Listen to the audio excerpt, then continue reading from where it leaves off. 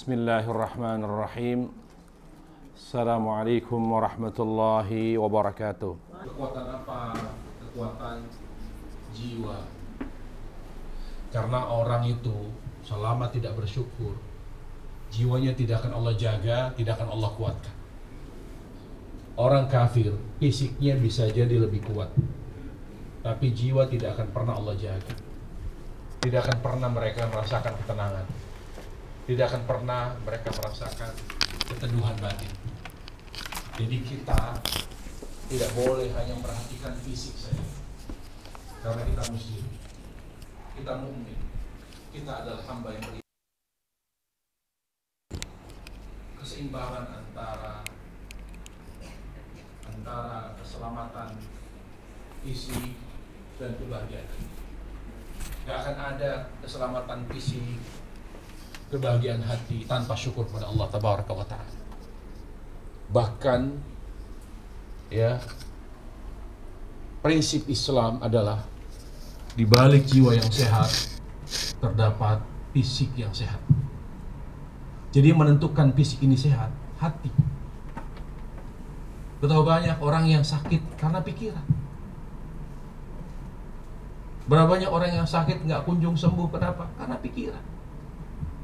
Makanya banyak sekali wanita yang sakit bukan karena mungkin makannya, pola hidupnya kurang sehat, tapi karena pikiran. Makanya saya lihat di sini wajah-wajah yang penuh banyak pikiran.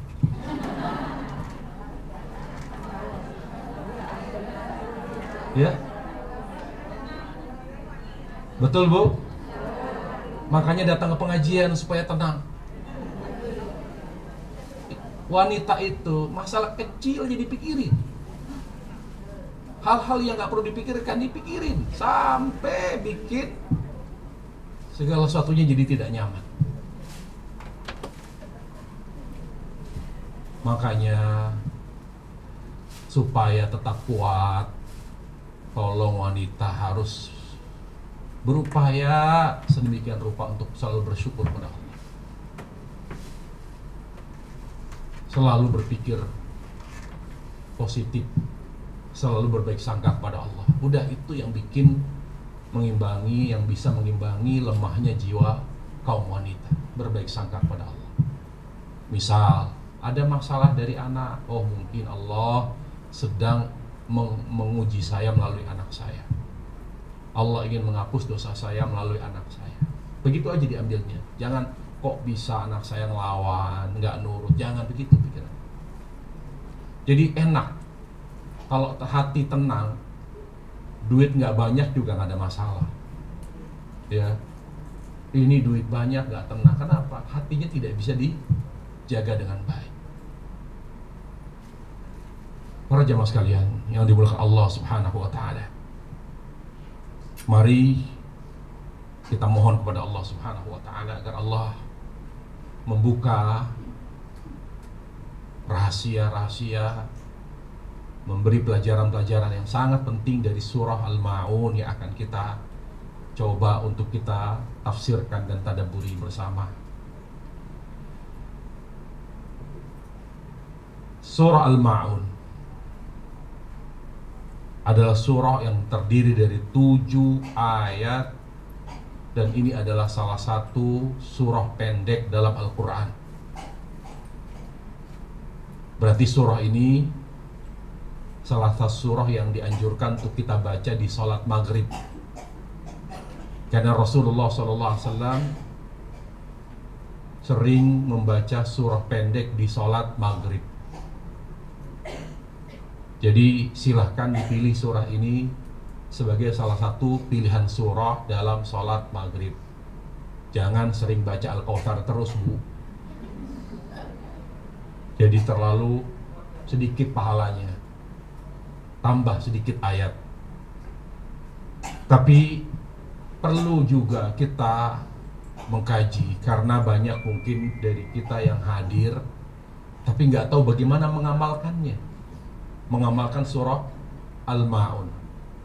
Al-Ma'un, bagaimana kita, apa sih pesan yang Allah sampaikan. Jadi setiap surah itu ada pesan-pesan yang Allah sampaikan kepada kita dan kewajiban kita untuk menangkapnya. Kita harus paham pesan Allah itu sehingga kita bisa mengamalkannya. Allah berfirman, A'udzu billahi minasyaitonir rajim. Ara'aita alladhi yukadzibu bid-din fadzalika alladhi yad'u al-yatim wa la yahuddu 'ala ta'amil miskin fawailul musallin alladzina hum 'an salatihim sahun alladzina hum yura'un.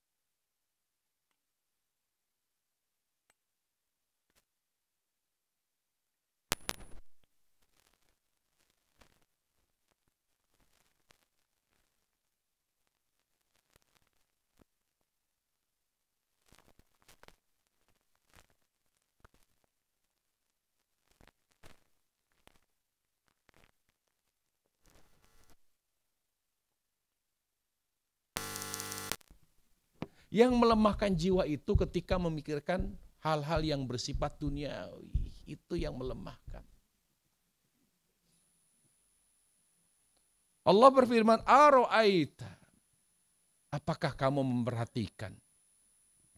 Alladzi yukadzibu biddin, orang yang mendustai hari pembalasan. Di sini pembalasan, hari pembalasan, ya, diungkapkan oleh Allah dengan yaumuddin. Berarti din, yaitu diterjemahkan dalam bahasa kita agama, maknanya dua. Agama. Yang pertama amal, yang kedua keadilan. pembalasan atau keadilan. Apa bisa kita ambil dari makna ad-din? Din itu kalau kita terjemahkan agama, dinul Islam, agama Islam. Berarti kalau mau cari keadilan hanya melalui hukum Islam. Itu yang pertama. Tidak akan pernah ada keadilan selama yang membuat hukum manusia. Hanya hukum Allah yang memberikan rasa adil, yang mampu menghadirkan keadilan dan kesetaraan bagi manusia ketika hukum Allah ditegakkan. Berbagai macam bentuk keadilan. Termasuk pembagian waris. Kenapa wanita satu, laki dua? Karena laki-laki punya kewajiban nafkah. Perempuan tidak. Jadi semua hukum Allah itu adil. Dan kita tidak boleh mengkritik, apalagi mempertanyakan keadilan Islam.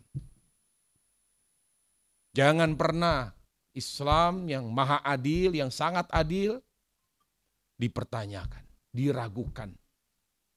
Ini yang pertama. Yang kedua, kata agama berarti amal. Jadi orang Islam itu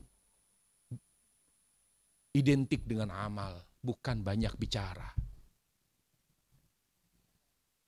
Semakin kuat Islamnya, semakin kuat agama Islamnya, semakin banyak beramal, bukan banyak bicara. Orang yang banyak bicara, sedikit amalnya. Makanya para jemaah sekalian, ciri khas orang yang malas beramal, orang yang lemah amalnya, orang yang dekat dari keburukan, dia banyak bicara. Bagaimana Allah Ta'ala dalam surah Al-Baqarah, wa minan nasi may yu'jibuka qawlu fil hayatid dunya. Di antara manusia ada yang pandai beretorika, pandai bicara. Yu'jibuka qawlu fil hayatid dunya, yang sangat membuat orang memukau, terpukau karena kemampuan retorika yang luar biasa. Wa yashirullah wa minan nasi may yu'jibuka qawlu fil hayatid dunya. Fil hayatid dunya wa yashirullah wa huwa haladul khasam. Tapi Allah ingin menetapkan, ingin memberitahukan kepada kalian bahwa hatinya itu busuk. Jadi orang yang banyak bicara tanpa melihat isi pembicaraan apakah baik, benar, manfaat atau tidak manfaat, itu menunjukkan hatinya sakit. Kalau orang hatinya sakit, dia pasti akan jauh dari amal soleh. Makanya kata Ibnu Rajab dalam kitab Fadlul Ilmi Sab Al-Khalab, orang yang bersih hatinya, dia akan sedikit bicara, banyak beramal. Perhatikan Rasulullah. Rasulullah itu lebih sedikit bicaranya daripada sahabat. Tapi kalau dibandingkan sahabat dibanding tabi'in, sahabat lebih sedikit bicara daripada tabi'in. Semakin kesini zaman, semakin banyak bicara umat Islam. Makanya kita ya seperti itu. Coba kalau seandainya Aisyah yang masih muda belasan tahun ada tengah-tengah ibu-ibu, ibu pasti malu. Kenapa? Walaupun dia istri Nabi, alim, tapi dia tidak banyak bicara. Itulah ciri khas orang yang imannya bersih, tidak banyak bicara. Tapi bukan berarti di saat harus ngomong nggak mau ngomong. Harus bicara. Di saat dia harus menasihati, dia bicara. Dia tahu kapan dia harus bicara, tapi tidak diumbar lisannya. Betul-betul dia bisa mengendalikan lisan dengan baik. Ini penting. Karena ada hubungan yang erat antara hati dengan lisan. Makanya kata ulama, al-lisanu turjumanul qalb, lisan itu ungkapan hati. Bagaimana lisan, begitulah hati. Jadi kalau kita mau tahu lisan atau hati seseorang, lihat lisannya. Kalau dia tidak bisa menjaga lisan, walaupun dia berpenampilan syar'i, tapi tidak bisa menjaga lisannya. Lisannya sering digunakan untuk ghibah, lisannya sering digunakan untuk menghina orang, lisannya untuk melecehkan orang, lisannya digunakan untuk memfitnah orang. Hati-hati para jamaah. Ini adalah tanda bahwa hatinya sakit. Jangan dilihat dari jilbabnya, tapi lihat lisannya, dia itu hatinya baik atau tidak. Begitu caramu tahu orang baik atau tidak. Lihat lisannya. Bukan dari cadarnya, bukan dari jilbabnya, lihat lisannya. Kenapa? Karena menentukan baiknya hati. Hadis Nabi SAW menguatkan. Kata Nabi SAW, setiap pagi seluruh anggota tubuh memprotes lisan. Apa kata mereka? Kami ingin belajar baik. Lihat dari ujung rambut sampai ujung kaki, kata Nabi SAW, mereka protes. Protes keras kepada lisan. Kami ingin belajar baik. Tapi kalau kamu tidak mulai baik, kapan kami menjadi baik? Lalu mereka berkata kepada lisan, setiap pagi loh. Ingat, kami tidak mungkin baik kalau kamu tidak baik. Kami akan rusak kalau kamu tidak terkendali dengan baik. Kalau kamu rusak, buruk, kami buruk. Tapi kalau kamu bisa menjaga diri dengan baik, menjaga dirimu, wahai lisan, dengan baik, tidak bertutur kecuali yang baik, kami pun akan semakin baik. Jadi mau tahu baiknya kita, di sini mulai. Tolong ibu, para akhwat sekalian, jamaah, mulai dari lisan. Mulai dari mana? Dari lisan kita, lisan para jamaah kepada suami. Hati-hati. Karena kata yang menyayat hati bagi suami dibanding kata yang menyakiti hati orang tua lebih besar dosanya. Kata yang menyakiti hati suami. Kalau dia tidak bisa menjaga lisan ketika ada hal yang tidak mengenakan yang datang dari suami, dia bisa menjaga lisannya. Bicara baik-baik saja kok. Para jamaah sekalian, wanita lembut bisa diketahui dari lisannya. Lisan.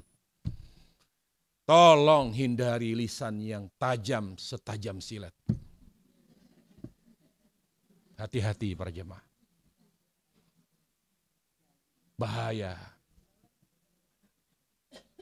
Jaga lisan para jemaah sekalian, terutama terhadap suami.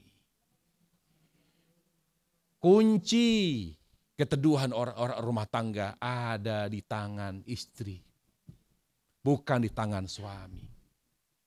Allah menegaskan hal itu. Hadis juga begitu, yang kunci ketenangan itu di tangan istri.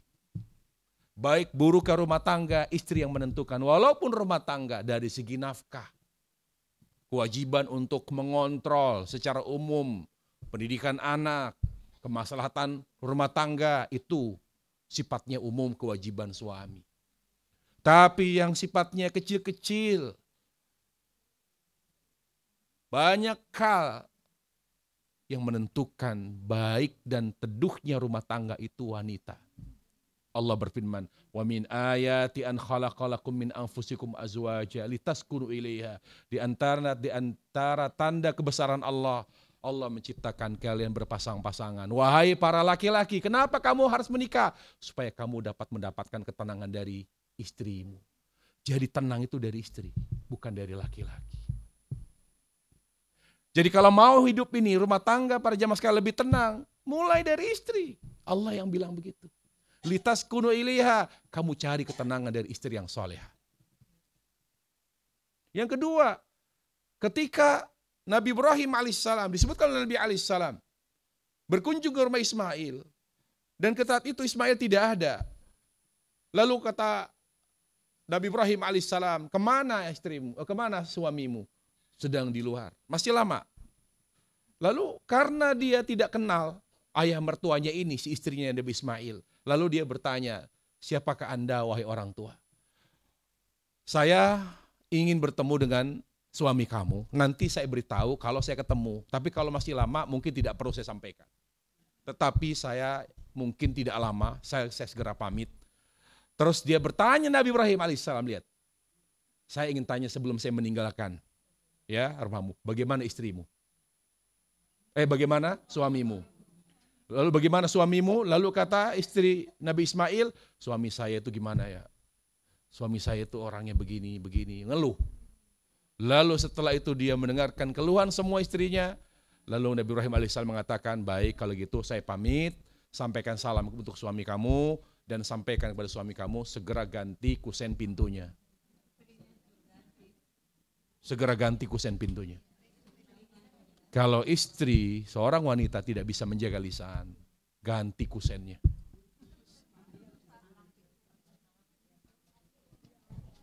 Karena bahasa Arabnya ataba itu kusen, Bu. Ya, kalau palang pintu itu mau kawinan, palang pintu.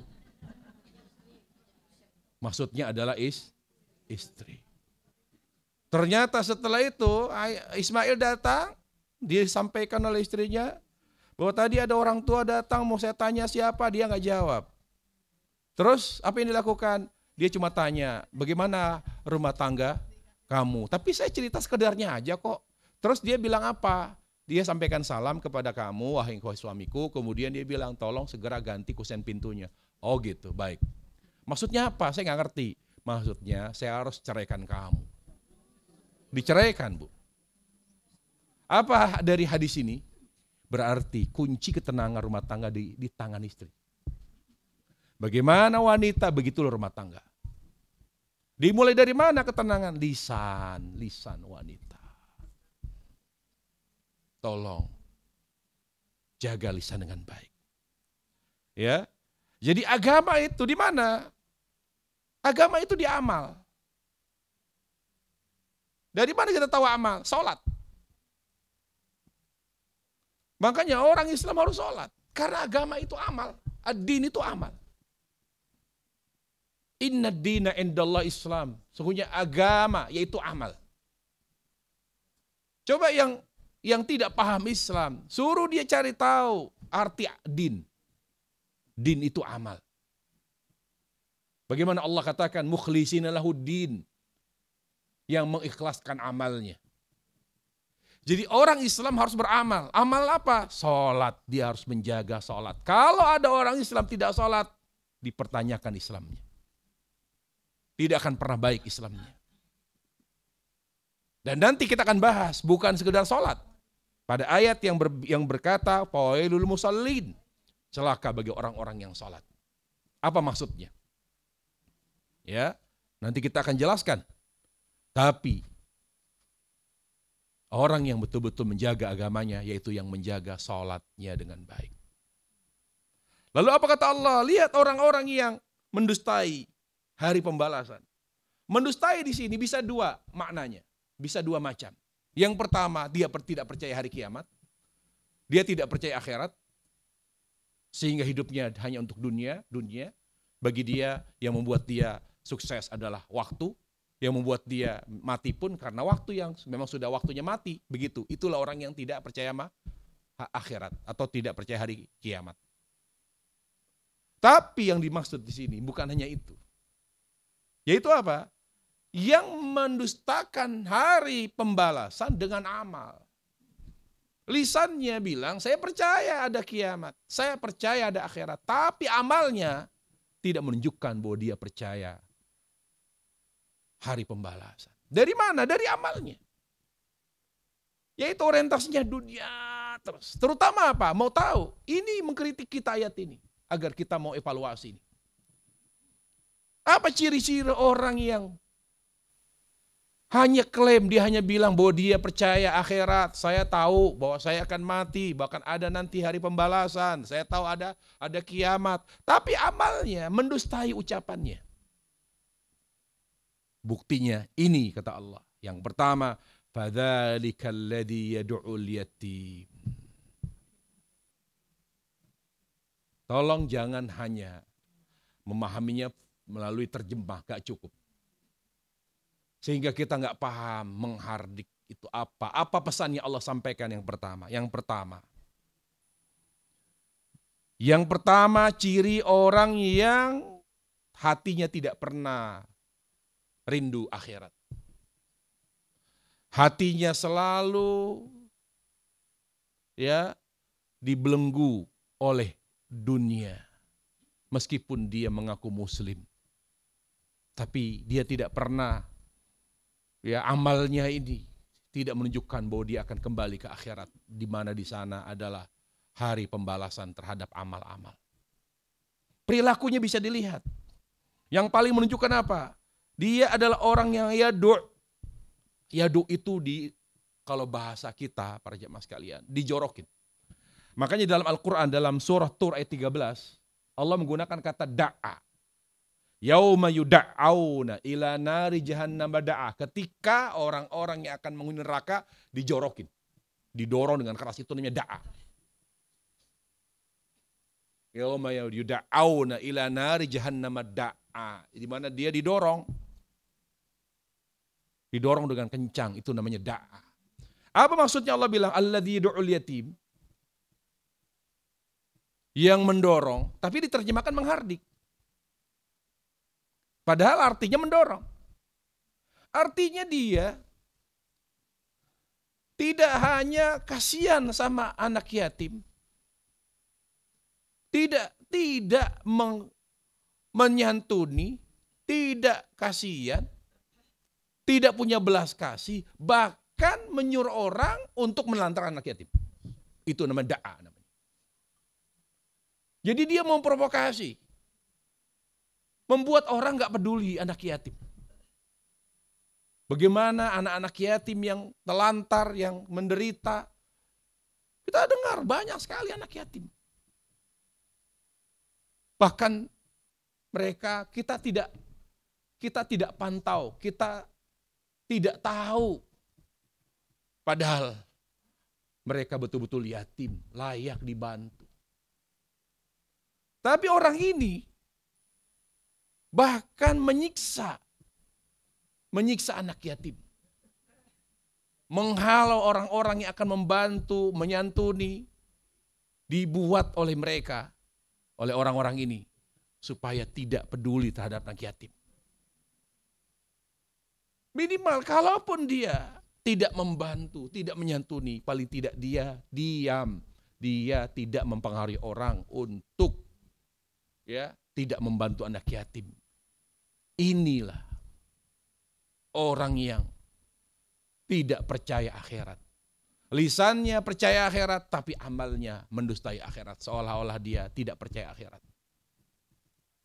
Bagaimana caranya? Yaitu di antara bentuk da'al yatim adalah memakan harta anak yatim. Peninggalan orang tua anak-anak itu dimakan, dipakai untuk kepentingan pribadi. Kalaupun sudah ketahuan, dia tidak bertanggung jawab, dia tidak kembalikan. Atau artinya apa? Artinya ada orang kaya, muslim kaya. Dia tahu ada di antara jamaah sekalian yang mengetahui ada anak yatim di tengah keluarganya, di tengah saudaranya, di tengah lingkungannya, tapi dia tidak peduli. Dia tidak peduli, dia tunjukkan bahwa dia tidak punya rasa empati. Seolah-olah tidak ada anak-anak yang susah. Para jamaah sekalian, orang yang tidak punya rasa empati terhadap anak yatim, dia akan sulit mendapatkan syafaat Rasulullah SAW. Jangankan bicara surga, masuk surga di awal, pertama surga, untuk mendapatkan syafaat Nabi pun menjadi suatu hal yang sulit. Raih syafaat Nabi alaihissalam. Bahkan kata Nabi alaihissalam, orang yang menyantuni anak yatim, yang suka menyantuni anak yatim, dia di surga bersamaku nanti. Dia akan bertetangga denganku. Seperti dekatnya, seperti jari tengah dengan jari telunjuk. Ana wa kafilatin kahatain. Kenapa Rasulullah memberikan kemuliaan seperti itu? Karena beliau pernah merasakan pahit getihnya di anak yatim. Nabi pernah merasakan betapa sedihnya, betapa menderitanya, begitu sulitnya menjadi anak yatim. Sehingga Nabi memberikan anjuran, mengajak umatnya yang diberikan kelebihan rezeki untuk punya kepedulian terhadap anak yatim. Jangan pasif, cari tahu. Kalau bukan kita yang menyantuni mereka, yang membantu mereka, siapa lagi? Jangan nunggu kalau ada yang beritahu ada anak yatim, cari ada tidak anak yatim, ada tidak anak yatim. Di tetangga kita, di saudara, keluarga, ada tidak, biar saya menyantuni. Dan lebih baik lagi santunannya berupa biaya sekolah mereka. Sekolahkan di sekolah yang baik. Pondokkan di pondok yang baik. Maka santunan kita jauh lebih bermanfaat. Semoga pendidikan yang mereka tempuh membuat mereka menjadi anak-anak yang soleh. Biayai pendidikan mereka. Lebih baik daripada kita memberi beras. Lebih baik daripada kita memberi lauk pauk setiap bulan. Maka lebih baik santunan berupa biaya sekolah, beasiswa. Ini cara menyantuni anak yatim jauh lebih baik.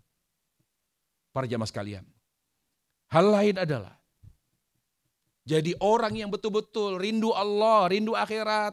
Bisa dilihat betapa besarnya perhatiannya terhadap anak yatim. Kalau tidak mampu, saya tidak punya kelebihan rezeki. Bagaimana cara menyantuni? Pakai relasi para jamaah. Saya kenal beberapa orang-orang yang kaya. Saya coba hubungi, mudah-mudahan bisa membantu anak ini. Ibu nggak tahu, para jamaah nggak tahu, ada anak yang nggak bisa bayar sekolah. Atau tidak bisa jajan. Dia hanya berangkat, lihat teman-temannya jajan, dia diam. Karena dia hanya pilih punya seorang ibu yang hanya berjualan kue di pasar. Jaraknya jauh, puluhan kilo dia jalan kaki. Kalau kita tidak mencari tahu siapa yang menolong anak itu. Kalau untuk berbuat baik, jangan menunggu. Saya ajarkan para jemaah. Jangan menunggu kalau ingin berbuat baik. Mulai. Allah Jalla wa'ala akan membantu kita. Saya belum punya uang. Pakai silaturahim. Saya kenal ada beberapa orang baik. Ayo dong bantu. Ada anak yatim nih. Pakai relasi kita. Pakai kekuatan silaturahim kita. Ngomong sama mereka. Galang dana. Bahkan kita undang mereka menjadi orang tua asuh. Begitu cara. Kalau itu ada pada para jamaah sekalian berarti Allah akan buat hati jamaah akan semakin rindu kepada Allah. Rindu kepada akhirat. Hilang semua karat-karat penyakit hati dunia. Nggak ada. Di situ kalau kita ingin membuang, ya Allah bagaimana caranya saya ini masih kuat dunia saya. Masih kuat rasa cinta saya kepada dunia. Jadikan diri kita cinta dan peduli anak yatim. Itu cara menyembuhkan penyakit cinta dunia. Walaupun dia awam. Insya Allah hatinya rindu akhirat, rindu Allah. Tapi kalau dia sudah berpenampilan syar'i, berpenampilan hijrah, tapi tidak punya kepedulian anak yatim, kuncinya di yatim. Kita ini harus bertambah umur kita, haruslah semakin rindu kepada akhirat. Karena kita semua akan dipanggil oleh Allah Subhanahu wa taala. Bagaimana caranya menumbuhkan rasa rindu? Menumbuhkan rasa kangen dari hal tentang anak yatim. Ibu punya apa? Jamaah punya apa? Saya punya warung. Saya tiap Jumat saya harus berusaha menggalang sedekah Jumat buat mereka anak yatim. Saya keliling deh cari. Ada jamaah punya sekolah, saya harus buat, bikin kuota. Saya tetapkan sekian, 5 anak, 10 anak yatim gratis. Harus berjuang, mulai. Itu cara untuk membuat hati ini rindu akhirat. Begitulah, makanya mengapa Nabi begitu mendorong umatnya punya perhatian besar terhadap anak yatim. Hal kedua, yatim itu adalah anak yang kehilangan ayah dan belum mencapai umur baligh. Kalau dia sudah baligh, maka tidak disebut yatim lagi. Kalau wanita sudah haid berarti bukan yatim. Kalau laki-laki sudah mimpi basah bukan anak yatim. Jadi kalau kita paksakan mereka datang ke rumah untuk mendapatkan santunan, maka pahala yang didapat bukan pahala santunan anak yatim. Beda pahalanya. Pahala yang didapat apa? Pahala menyantuni fakir miskin. Dan manfaat lainnya apa? Para jamaah sekalian, Ada seorang sahabat Rasulullah SAW datang ke Nabi, ya Rasulullah, saya merasakan hati saya itu keras. Karena banyak dosa yang saya telah lakukan. Bagaimana caranya Rasul hati saya menjadi lembut? Saya ingin bertobat, saya ingin hati yang lembut. Bagaimana caranya? Apa kata Nabi SAW? Santuni anak yatim dan usap kepala mereka. Jadi kalau para jemaah sekalian menggunakan anak yatim dan tidak yatim, atau anak yang kita anggap yatim pada sudah balik, kita percuma ngusap juga nggak ada manfaat ke hati, nggak ada. Faedahnya yatim, anak di bawah umur balik. Karena kalau kita usap, hati semakin lunak, semakin lembut. Karena menyentuh anak yatim dan mengusap kepala mereka, salah satu amal yang dapat melunakkan dan melembutkan hati. Dan masih banyak kaum muslimin di sini yang salah kaprah dalam menyantuni anak yatim. Mereka mendatangkan yatim dari panti asuhan, padahal yang datang gede-gede. Yang datang ABG-ABG, dan itu sering sekali. Terutama di bulan Ramadan. Mereka berharap mendapatkan pahala. Tolong bedakan niat kita apa. Kalau niat kita menjadi anak yatim, supaya bisa lebih lembut hati kita, pastikan anak-anak itu di bawah umur balik. Walaupun sulit mencari anak yatim, sulit. Makanya ketika ada beberapa donatur misalnya bilang ke saya, Ustadz tolong carikan yatim. Waduh, yatim cuma 2, dia minta 50. Maka terus ada orang tua yang masih, anak-anak yang masih ada bapaknya. Kemudian bilang, bisa nggak Ustadz ikut anak saya, mintanya yatim ini gimana? Kalau gitu gini, bapak meninggal dulu deh, saya bilang. Karena memang kepedulian banyak donatur itu ke anak yatim. Tapi saya bilang boleh nggak, jangan kaku, maksudnya yatim 10, duafa 20 lah.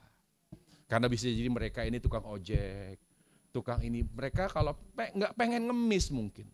Tapi gimana gitu. Jadi jangan yatim aja, karena tidak mudah, nyari yatim itu tidak mudah. Karena syaratnya harus betul-betul tidak punya ayah, dan ibunya belum nikah lagi. Kemudian di bawah umur balik. Iya kan? Kadang-kadang ada masih umur 2 tahun, 3 tahun, nggak mau diajak, gimana? Sementara donatur maunya datang supaya bisa menyerahkan amplopnya. Anak itu kan 2 tahun, 3 tahun nggak mau. Diajak sama ibunya. Dia nggak mau. Tapi kalau nanti ibunya saya nggak siapkan ongkos. Ini donatur luar biasa. Jadi paling tidak, ya, dalam hal ini kita punya kepedulian terhadap anak yatim. Ini menunjukkan bahwa hati kita memang betul-betul selalu terarah kepada Allah Subhanahu wa taala. Ya. Kemudian apa kata Allah Jalla wa ala? Orang yang hatinya ingin semakin rindu kepada Allah dan kepada akhirat. Wala yahuddu ala ta'amil miskin. Ya. Orang yang tidak punya rasa rindu kepada akhirat. Orang yang tidak punya rasa rindu kepada Allah. Dia adalah orang yang tidak punya kepedulian sosial sama sekali. Hidupnya hanya untuk dirinya. Hidupnya penuh dengan egois. Yang dipikirkan dirinya dan keluarganya. Tidak punya kepedulian sosial. Wala yahud. Bahkan dia benci kalau ada orang susah. Dia mempengaruhi, dia halangi orang-orang yang akan membantu, bahkan memakan. Bansos dimakan, dikorupsi. Ini orang-orang yang betul-betul sakit hatinya. Hak orang-orang miskin dijual. Mereka dapat bansos orang-orang miskin, dapat 400 dipotong, dari 400 disunat sampai jadi 100.000. Ini orang-orang yang kata Allah, ingat, orang ini tinggal nunggu kematian, azab dan siksaan nanti di akhirat. Hati-hati, kalau tidak bisa bantu, jangan ambil hak orang miskin. Wala yahuddu ala ta'am miskin, di mana dia tidak pernah menganjurkan untuk membantu orang miskin, bahkan dia menyengsarakan orang miskin. Hati-hati. Hati-hati terhadap orang-orang yang susah. Karena banyak sekali kebaikan dan keberkahan datang dari doa mereka. Saya pesan, bagi yang punya pembantu, bagi yang punya supir, bagi yang punya karyawan, hati-hati, jangan menyakiti mereka. Jangan mendolimi mereka. Apa kata Nabi alaihissalam?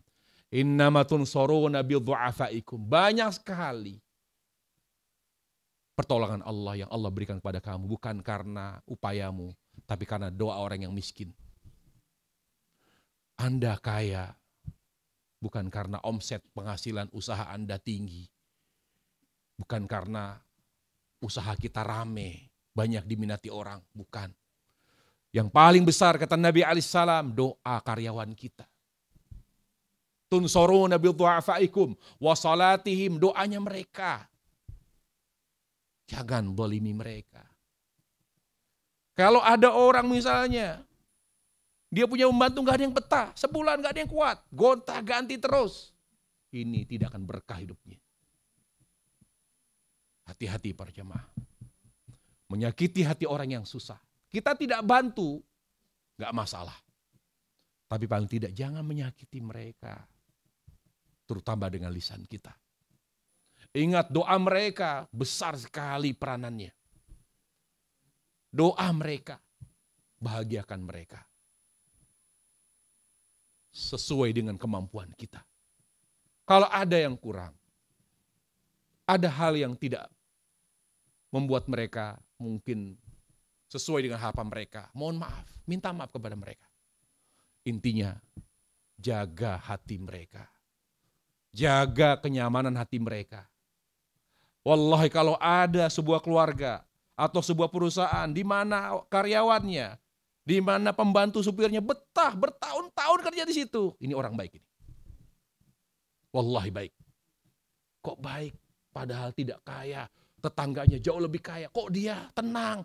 Karena mereka orang yang tinggal di situ, orang yang punya rumah itu selalu didoakan oleh karyawan-karyawannya. Para jamaah sekalian, Allah subhanahu wa ta'ala di ayat ini mengajarkan kita punya rasa rindu kepada Allah dan akhirat. Dengan menunjukkan bahwa kita punya kepedulian terhadap orang-orang miskin.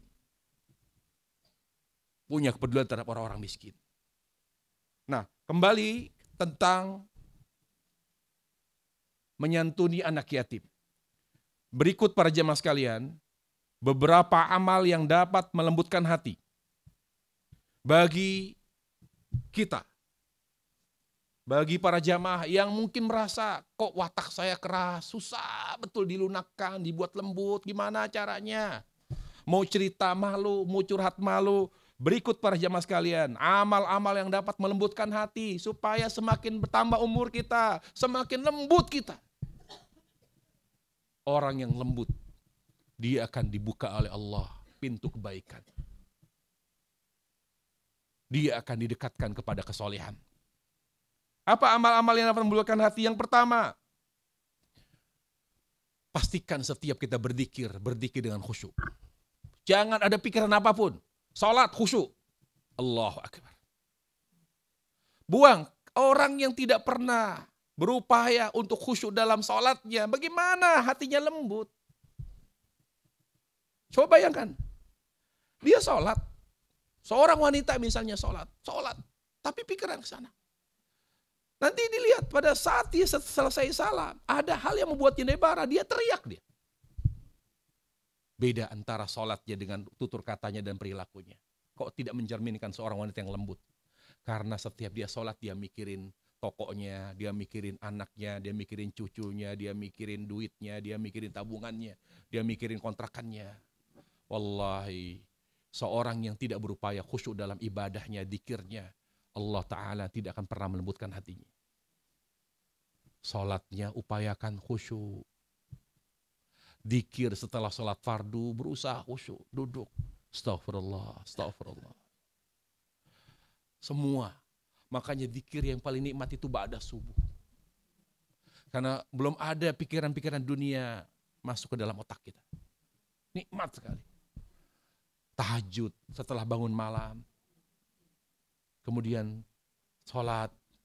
Kemudian berdoa. Berzikir mutlak. Kemudian setelah tidur siang. Ya, menjalankan sunnah Nabi alaihissalam, yaitu tidur siang. Ba'da zuhur, menjelang asar bangun. Itu asarnya nikmat sekali.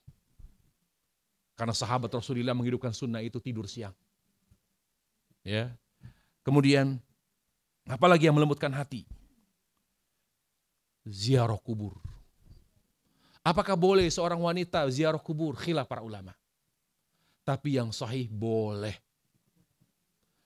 Yang sahih boleh. Selama syarat-syaratnya terpenuhi. Yang pertama, untuk mengingat mati. Bukan untuk rindu, mengobati rasa rindu kepada orang tua. Datang ke makam untuk mengingat mati. Itu satu. Yang kedua, berpakaian syar'i. Berpakaian syar'i. Yang ketiga, menerapkan adab-adab ziarah kubur. Dengan mengucapkan salam kepada ahli kubur. Dengan tidak menggunakan sendal ketika masuk area kubur. Dengan tidak duduk ya di atas kubur, terutama di bawah, persis di bawah mayit, karena mayit itu masuk di dalam liang lahat. Maka jangan di posisi lahatnya, jadi di sebelahnya. Jadi intinya adalah pokoknya menerapkan adab-adab ziarah kubur. Kemudian tidak perlu hal-hal yang tidak kita lakukan dilakukan, misalnya menyiram bunga, memotong rumput, dengan keyakinan bahwa dengan memotong rumput maka insya Allah penghuni kuburannya menjadi lebih tenang. Kemudian pokoknya hanya bersihkan karena untuk merapikan kuburan. Tidak ada kaitan dengan manfaat mayit di alam barzah. Yang ada kita apalagi doa. Kalau orang ziarah kubur, perbanyak doa untuk si mayit. Kita yang hadir hanya untuk mengingat mati. Tidak perlu baca Quran. Tidak perlu. Kalaupun perlu, ya maka baca surat yang pendek tapi untuk dikirim pahalanya kepada si mayit. Tapi itu pun tidak pernah dilakukan oleh ulama salaf atau sahabat Rasulullah. Yang mereka lakukan ketika di kubur, di pemakaman hanya berdoa. Berdoa karena yang sangat mereka butuhkan, pahala yang kita transfer dan paling banyak pahalanya itu ketika kita berdoa. Jadi transfer pahala itu lebih besar dihasilkan oleh doa, bukan baca Quran, bukan umroh, bukan haji. Jadi kalau kita sayang kepada orang tua kita, orang yang kita sayangi, transfer pahala dengan doa. Dalilnya, Nabi alaihissalam bersabda, "Idza mata ibnu Adam in qata amalu illa min thalath." Kalau seorang meninggal dunia, dia tidak akan pernah bisa bertambah pahalanya kecuali melalui 3 jalan. Yang pertama, sedekah jariah. Dia wakafkan tanah untuk pesantren. Selama tanah itu buat pesantren, pahalanya ngalir terus walaupun dia sudah meninggal. Bangun masjid dan seterusnya. Ilmu yang tafa'ubi, atau orang yang berilmu lalu dia mengajarkan muridnya, murid ke muridnya. Selama ilmunya itu terus turun-temurun, maka selama itu dia dapat mendapatkan pahalanya. Ya, walaupun dia sudah meninggal. Yang terakhir apa? Anak soleh yang mendoakan. Perhatikan. Nabi tidak mengatakan yang menghajikan. Nabi yang membolehkan menghajikan. Badal haji beliau yang membolehkan. Badal umrah beliau yang membolehkan dalam hadis Subrah. Tapi Nabi tidak mengatakan anak yang menghajikan orang tua. Padahal haji itu jihad. Anak yang umrohkan orang tua. Tapi kenapa Nabi mengatakan anak yang mendoakan? Berarti di sini kata ulama apa? Berarti transfer pahala terbesar bagi orang yang kita sayangi yang telah meninggal, yaitu dengan doa. Jadi kalau kita, ya Allah, saya kangen ibu saya, ya Allah, kangen ayah saya. Mudah-mudahan mereka bahagia di sana. Kangen, pengen ziarah kubur, tapi gak bisa, doa. Atasi rasa rindu kita. Bu, tolong lagi kajian, jangan ada yang nanya. Nanti ada waktu tanya jawab. Ya Bu ya, supaya tertib. Tolong diingat, dicatat. Nanti pada saat tanya jawab, insya Allah saya jawab. Ya.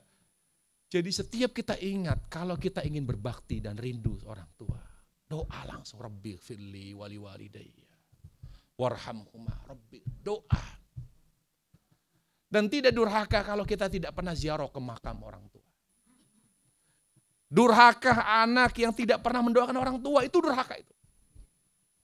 Mereka mungkin di alam kubur mereka, mungkin mereka berteriak, kirim pahala, kami butuh pahala. Mungkin di antara orang, di antara mayit yang masih diadab di alam kuburnya. Di antara mayit ada yang merasakan himpitan, digencet oleh bumi, berteriak. Mungkin di antara mereka merasakan nikmat yang tidak sempurna. Banyak hal. Min ahwal barzah. Hal-hal yang mengerikan di alam kubur. Tapi dengan doa, luar biasa manfaatnya. Apalagi orang tua kita semasa hidup awam. Tolong rajin kirim doa ke mereka. Karena nasib mereka di alam kubur ditentukan oleh iman dan amal soleh mereka. Sementara orang tua kita dulu awam, dengan apa mereka bisa mendapatkan nikmat kubur? Wallahi kalau bukan karena doa kita. Orang tua kita mah sudah ngaji, sudah paham agama, amalnya bagaimana? Oh iya orang tua saya begini, udah gak usah ingat. Jangan diingat kekurangan orang tua kita, gak usah. Tutup, doa. Ya Allah, ampuni kekurangan kesalahan orang tua saya Allah. Wallahi itu pasti nyampe. Dipastikan oleh Nabi alaihissalam, doa anak kepada orang tua itu pasti nyampe. Bahkan kata Nabi alaihissalam, bukan hanya di alam kubur, manfaat doa seorang anak kepada orang tua, bahkan manfaat doa mereka, doa anak-anak soleh sampai di akhirat. Ada orang tua sudah selamat dari neraka, bahkan akan masuk surga. Pada saat masuk surga kata Allah, kamu bukan di sini surganya, di mana ya Allah? Naik lagi. Bayangkan jarak antara surga paling rendah dengan surga yang kedua itu antara bumi dan langit. Kemegahannya beda. Naik lagi. Setelah naik, Allahu Akbar, megah sekali Allah. Bukan, ini bukan surgamu. Naik lagi. Sampai di titik surga yang Allah tetapkan. Ini surgamu. Allahu Akbar. Ya Allah, apakah saya mendapatkan surga yang begitu mewah dan megah ini karena amalku? Bukan. Berkat doa anakmu. Doa-doa. Kita didik mereka agar mereka mendoakan kita. Gak apa-apa mereka kurang hormat sama kita, gak apa-apa. Jangan gila hormat para jamaah. Walaupun mereka tidak menyayangi, ya gak ada masalah. Mudah-mudahan mereka jadi ujian. Jadi tabungan pahala bagi saya. Karena pahala belum tentu kita dapat dari sholat. Tapi dari sabar kita menghadapi anak-anak kita yang mungkin sebagian tidak nurut. Memang yakin kita dapat pahala dari sholat? Belum tentu. Tapi yakini kita dapat pahala dari sabar. Jadi apa? Kita minta satu aja ke mereka. Selalu ingatkan. Doakan ibu nak. Doakan ayah nak. Itu udah paling enak udah. Kamu gak bisa ngasih uang, kamu gak bisa membalas kebaikan orang tua, gak apa-apa. Yang penting kamu doakan. Doa itu bisa memberikan kebaikan dari apa yang kita harapkan. Lebih dari apa yang kita harapkan. Doa. Makanya kata ulama, anak yang soleh indikasinya, tandanya dia suka mendoakan orang tua. Itu anak soleh. Apalagi yang melembutkan hati selain ziarah kubur. Apa? Suka membantu fakir miskin. Ini kata Allah Jalla wa'ala. Makanya ada korelasi yang kuat yatim dengan orang miskin. Jadi kalau kita yang menyantuni jangan yatim. Duafa boleh deh, ayo boleh. Alhamdulillah ada rezeki ini. Muasatul masakin. Sekarang banyak orang susah para jamaah. Apa kita gak melihat banyak nenek-nenek jadi pemulung? Kakek-kakek. Allah. Kadang-kadang kita sedih, anak-anak ikut. Orang tuanya mulung, anak-anak ikut. Kepanasan, kehujanan. Kita lihat dengan mata kita banyak orang susah sekarang. Kita tidak usah mengeluh. Gak usah kita menyalahkan sistem negara, udahlah. Kita melakukan sesuatu yang ada depan kita. Jangan menunggu. Harusnya ini kan tanggung jawab pemerintah. Gak usah. Memang undang-undang bilangnya anak yatim dan orang-orang terlantar dipelihara oleh negara. Ya udah biar mereka, jangan. Untuk berbuat baik jangan menunggu. Mulai dari diri kita. Subhanallah. Suka membantu fakir miskin dapat melembutkan hati. Apalagi yang dapat melembutkan hati? Banyak berdoa kepada Allah, bukan banyak curhat kepada manusia. Kalau kita sedang ada masalah, jangan curhat. Jangan mengeluh kepada banyak orang. Aduh saya gimana ya, susah, anak banyak. Ini begini, saya sakit-sakit udah gitu gak ada yang peduli, anak saya begini. Setiap kita mengalami hal yang menyusahkan, menyedihkan, banyak berdoa kepada Allah. Doa. Lagi sedih, ya Allah. Doa, angkat tangan. Angkat tangan. Doa kepada Allah. Selain hati kita akan dihibur oleh Allah, juga hati ini akan dilembutkan oleh Allah Subhanahu wa ta'ala. Apalagi yang melembutkan hati? Berjuang, harus berusaha jadi orang lembut. Kalau nggak ada niat, tidak akan pernah jadi lembut. Kalau kita tipe orang yang keras, harus ada niat. Ya Allah, apa kata Nabi SAW? Wa may yatasabbar, orang yang tidak punya sabar, dia berusaha untuk jadi orang sabar. Allah jadikan dia orang sabar. Harus ada niat. Kalau nggak ada niat sampai kapanpun, dia tidak akan pernah berubah. Yang mulai itu, diri dia sendiri, nggak bisa orang lain. Mau suaminya, orang tuanya, kamu itu harusnya lembut sama anak. Nggak bisa begini, keras. Kenapa tidak ada perubahan, walaupun umurnya bertambah? Karena tidak ada niat dari dirinya. Mujahadah. Ya Allah, saya pengen lebih lembut sama anak, lebih lembut sama suami. Udah nggak kayak dulu deh, ya Allah. Lembut sama keluarga, nggak mau banyak ngomong, nggak mau banyak ngomel, ya Allah.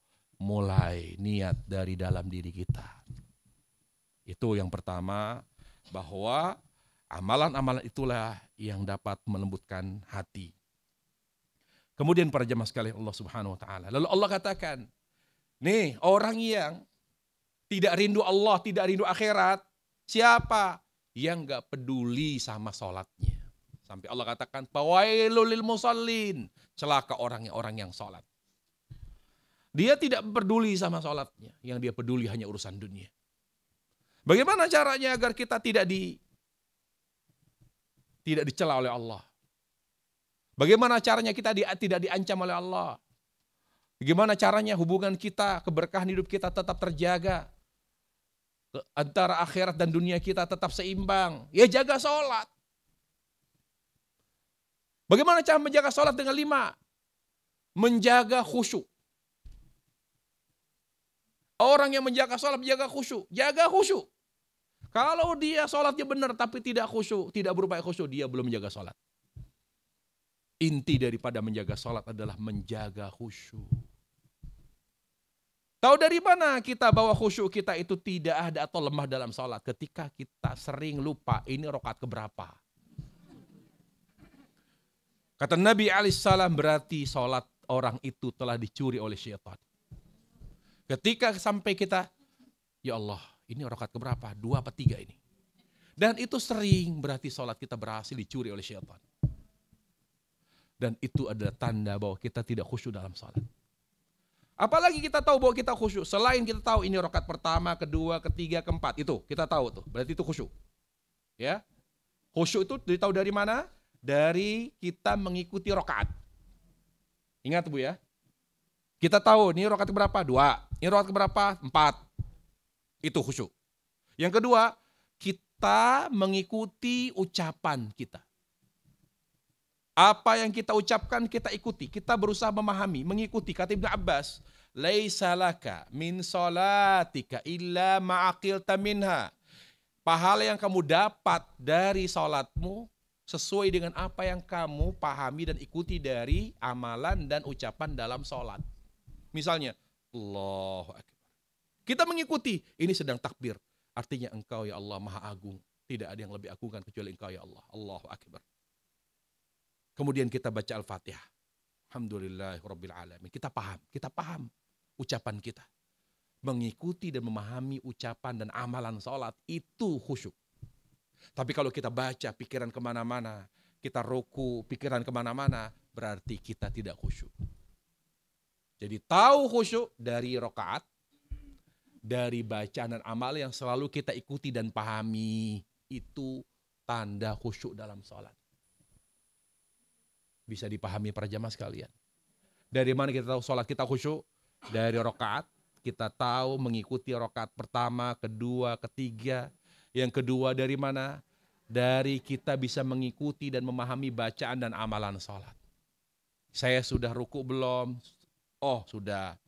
Saya sudah i'tidal belum? Ada orang yang dari berdiri lupa ruku langsung sujud karena tidak perhatian. Bahkan duduknya pun sekali sujud langsung berdiri. Atau seringkali di rakaat pertama mau kedua ya dia tidak tasyahud langsung berdiri. Dan kalau itu sekali-kali nggak ada masalah. Tapi kalau sering berarti memang dia tidak khusyuk. Bisa dipahami, itulah indikator bahwa kita tidak khusyuk. Kemudian para jamaah, apa yang membuat kita dianggap sebagai orang yang menjaga sholat? Jaga waktu. Jangan sampai sholatnya mepet betul dengan waktu sholat berikutnya. Jaga betul sholat. Nggak apa-apa tidak sholat di awal waktu. Tidak sholat di awal waktu bukan kesalahan. Misal sholat zuhur kita tidak langsung sholat setelah azan. Tidak apa-apa. Tapi Ustadz, saya gimana ya? Saya jarang sekali sholat ketika saya dengar qomat di masjid, saya nggak langsung sholat. Karena mungkin ada kegiatan. Apakah saya termasuk orang yang tidak pernah menjaga waktu di awal sholat? Para jamaah, awal waktu sholat di masjid dengan waktu sholat di rumah beda. Wanita yang sholat di rumah, patokannya bukan qomat di masjid atau musholla. Bukan itu patokannya. Patokannya adalah qomatnya ibu. Qomatnya wanita itu sendiri.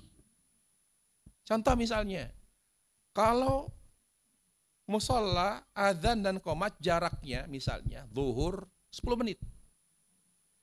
10 menit, udah qomat, tapi kita belum sholat. Kita baru sholat setelah 1/4 jam setelahnya. Masih awal waktu, masih.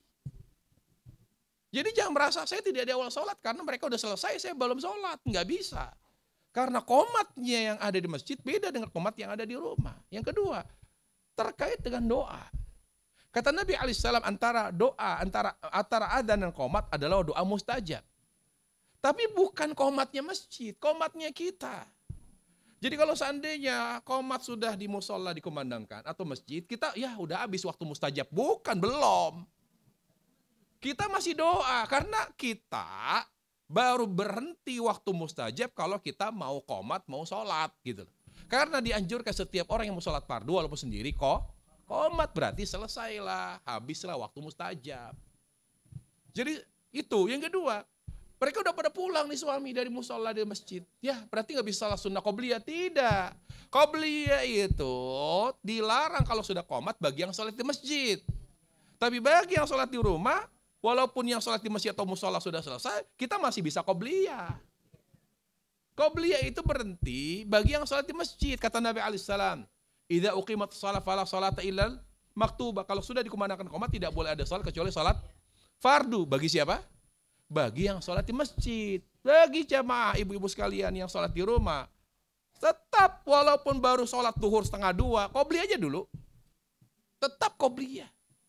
Jangan langsung, tapi udah 1:30, udah jam 2 nih, masa qobliyah? Qobliyah dulu. Karena dia akan berhenti, habis waktu qobliyah kalau ibu sudah qomat. Begitu kira-kira. Kemudian yang ketiga, jaga tempat. Banyak wanita nggak paham. Nggak pahamnya di mana? Mereka hanya karena rumahnya dekat masjid, setiap hari sholat di masjid. Para jamaah sekalian, perlu saya ingatkan. Tidak ada keutamaan sholat di masjid bagi wanita. Tidak ada keutamaan. Allah Jalla wa'ala hanya melipat gandakan pahala sholat di masjid bagi laki-laki. Bagi perempuan, pahala sholat fardu mereka di rumah lebih besar daripada sholat mereka di Masjidil Haram. Sholatnya wanita, sholat fardunya wanita di rumah lebih besar daripada sholatnya mereka di Masjidil Haram. Lebih dari 100.000 sholatnya wanita di rumah. Kata Nabi alaihissalam, wa buyutunna khairul lahun. Dan rumah mereka adalah tempat terbaik sholat mereka. Itu kata Nabi alaihissalam. Berapa? Allah rahasiakan. Sesuatu yang dirahasiakan biasanya lebih besar. Sekarang saya tanya, pahala sabar berapa? Hanya Allah yang tahu, karena besar sekali. Saya tanya lagi, pahala puasa berapa? Puasa Ramadan? Tidak ada yang tahu. Berarti sesuatu yang Allah rahasiakan pahalanya berarti besar. Sekarang saya tanya, berapa besar pahala wanita yang sholat di rumah? Nggak ada yang tahu. Hanya Allah yang tahu. Tapi Nabi memberitahu, tempat terbaik sholat fardu bagi wanita adalah rumah. Rumah. Jadi jangan sering masjid. Dibela-belain gelap-gelap habis sebelum subuh. Jalan ke masjid. Tiap hari. Enggak begitu. Amal itu berdasarkan ilmu. Ilmu yang Nabi ajarkan bahwa wanita sholatnya di rumah. Kita atau kaum wanita sholat mungkin ketika safar. Sholat di musola, di rest area, di hotel. Karena memang sedang safar. Atau sedang di luar rumah. Tapi kalau di rumah, jangan sholat di selain rumah sendiri. Tempat tinggal sendiri. Kemudian yang berikutnya, menjaga sholat. Memastikan sholat yang kita kerjakan seperti sholat Nabi SAW. Dari takbir sampai salam. Dari takbir sampai salam. Bagaimana kita tahu bisa menjaga sholat? Tolong para jamaah sekalian, kenali rukun. Rukun sholat itu apa saja. Banyak para jamaah sekalian. Kemarin waktu hari Sabtu, saya mengadakan kajian keluarga, private. Ada seorang anak di situ cerita, Ustaz, ibu saya ajak. Ibu saya datang ke rumah saya. Terus, berangkat dari habis duhur. Ternyata apa? Karena dia takut sholat asarnya telat, dia sholat di masjid sholat di kendaraan. Sholat di kendaraan dia. Jadi mungkin mau sebentar lagi asar. Yang namanya ibu-ibu kan udah takut kalau nggak sholat, udah dengar adzan, udah bentar lagi adzan. Pas adzan masih di kendaraan. Lalu pengen sholat supaya udah tenang gitu. Sholat di kendaraan. Lalu setelah sampai dia bilang, udah nak, ibu udah sholat. Sholat di mana? Di kendaraan. Ibu harus ulang. Saya suruh sholat, mengulangi sholat asarnya. Terus dilakukan. Saya bilang, ibu salah. Karena sholat di kendaraan, kalaupun tidak menghadap kiblat itu wajib, bukan rukun. Sesuatu yang diulang itu ketika rukun sholat tidak ditegakkan, begitu. Kalau wajib tidak harus diulang. Kira-kira paham? Gak paham? Sama, saya juga gak paham. Perhatikan. Yang harus diulang dari sholat kalau rukun sholat tidak dikerjakan. Tapi kalau wajib tidak perlu diulang. Tidak perlu. Kalau masih dekat dari sholat, sujud sahwi. Tapi kalau sudah jauh jaraknya antara salam ya dengan dirinya sekarang nih, sholat tadi setengah jam lalu, tidak perlu sujud sahwi. Karena kaidah mengatakan, kalau ada amalan yang wajib dalam sholat tidak dikerjakan, maka ditutupnya dengan sujud sahwi. Semua hal yang wajib. Berikut itu oleh karenanya, mari perhatikan rukun-rukun sholat. Ya, apa saja rukun-rukun sholat? Diingat ya, ada sekitar 14 rukun sholat. Jadi kalau ini tidak dikerjakan, maka kita harus ulangi lagi atau keluarga kita. Apa saja itu para jamaah sekalian? Sebentar. Sabar. Yang pertama, ya, rukun dalam sholat. Niat itu rukun apa syarat?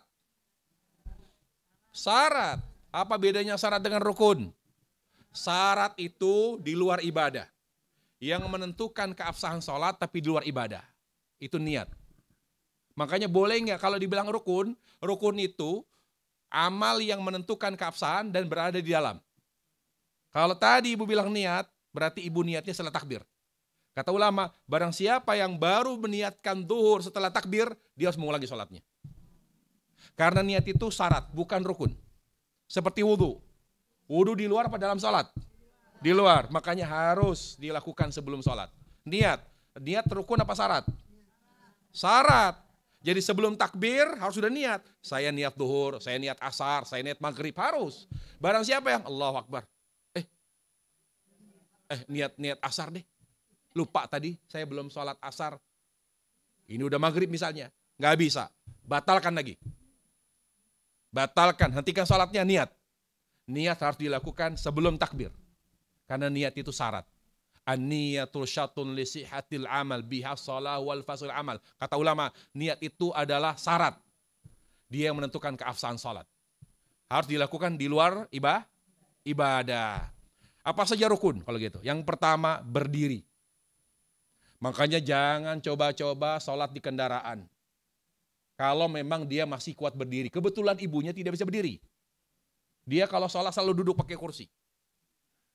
Ya, kalau bisa berdiri, ternyata dia sholat di kendaraan, ulangi sholatnya.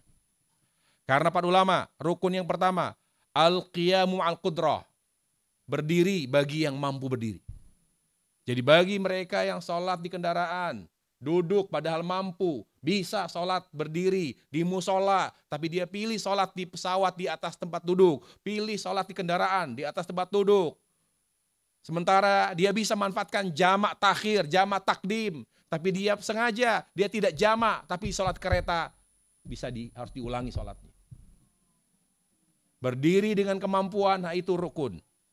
Yang kedua, takbiratul ihram, Allahu Akbar. Nggak bisa langsung begini. Allahu Akbar, itu rukun. Harus mulai. Bagaimana Ustadz kalau misalnya saya mau gabung sholat jamaah, sujud, tapi langsung sujud. Nggak bisa. Allahu Akbar, begitu. 2 kali takbir. Takbir pertama takbiratul ihram, yang kedua takbirul intiqal namanya. Perpindah dari amal sholat ke amal sholat berikutnya. Udah paham Bu takbiratul intiqal? Udah pernah dengar? Belum pernah? Udah umur segini belum pernah? Sudah tahu ya? Jadi kalau kita mau gabung sholat berjamaah, kita masbuk, 2 kali takbirnya. Allahu Akbar, ini rukun. Allahu Akbar, sunnah. Takbir intiqal namanya. Takbir ketika berpindah dari satu amal sholat ke amal sholat berikutnya. Mau sujud langsung Allahu Akbar, begitu. 2 kali takbir intiqal. Kemudian, apalagi yang berupa rukun sholat? Membaca Al-Fatihah. Tidak ada khilaf di antara ulama. Kemudian apalagi ruku. Siapa yang berdiri langsung sujud, tidak sah. Ulangi sholatnya. Ruku itu rukun. Yang kemudian apa? Bangkit dari ruku. Sami Allahu liman hamidah. Jadi i'tidal itu adalah rukun. Kemudian apa lagi? Kemudian sujud. Itu rukun. Kemudian apa lagi? Duduk di antara sujud, rukun. Duduk dan sujud, rukun. Siapa yang sujud? Pertama langsung bangkit, maka diulangi sholatnya. Kemudian apa lagi? Tumaknina. Siapa yang sholatnya tidak tenang, tergesa-gesa, buru-buru, dia tidak sah sholatnya. Kemudian apa lagi? Urut, tartib. Urut dia. Ya. Urut dia. Al-Fatihah, baca surat, ruku, sujud, dan sebagainya. Kemudian tasyahud akhir itu rukun. Tasyahud awal wajib. Makanya para ulama barang siapa yang lupa melakukan tasyahud awal, lanjutkan. Lalu di akhir sholat melakukan sujud sahwi. Tapi kalau dia tidak tasyahud akhir, dia wajib mengulangi sholatnya. Kemudian duduk. Duduk untuk tasyahud akhir, itu rukun. Nah yang terakhir membaca salawat, itu rukun. Allahumma sholli ala Muhammad wa ala Muhammad kama shallaita, itu rukun. Itulah rukun-rukun yang sholat, tolong diingat dan dicatat. Kalau amal yang tidak dikerjakan, dia wajib mengulangi.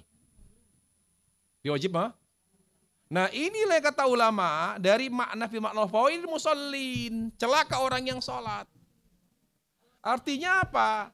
Bukan hanya bagi orang yang tidak sholat, tapi yang sholat Allah cela, Allah ancam dengan neraka. Siapa mereka?